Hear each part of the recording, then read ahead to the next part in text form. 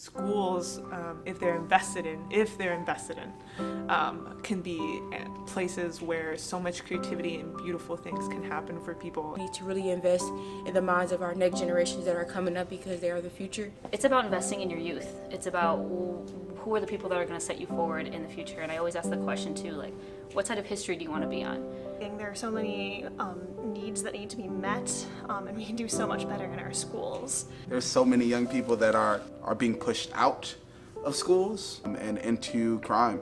We have to support these kids that maybe didn't have support at home, and then they're making bad decisions in their own life. People have a potential for good better than bad. Putting our resources into education will ensure that we need fewer beds in prisons. If we're just going to build a place to house people, then they do their time, come out, and then they have no education, and they're going to fall back on the streets and do the same thing over and over again. Building a new prison isn't going to actually take care of the problem. I want my money invested in something that's going to create real change and bring positivity to Wisconsin, and that prison is not it.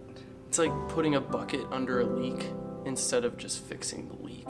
These prisons ain't doing nothing for these communities. Instead of putting all that money towards more prisons, that should be going to the children and the future of Wisconsin. One of the greatest crises we have facing our country as a nation, as a people, is the misplaced investments our government is putting into the criminal justice system. We're helping no one. Putting our citizens in prison rather than investing in our future. The slogan of the state is forward, and we've been going backward for way too long. We have to show the state reps and the senators who are on the Joint Finance Committee that the budget that they're drafting needs to reflect our values. And our lives matter, don't matter who we are or where we come from, and that we need to support each other.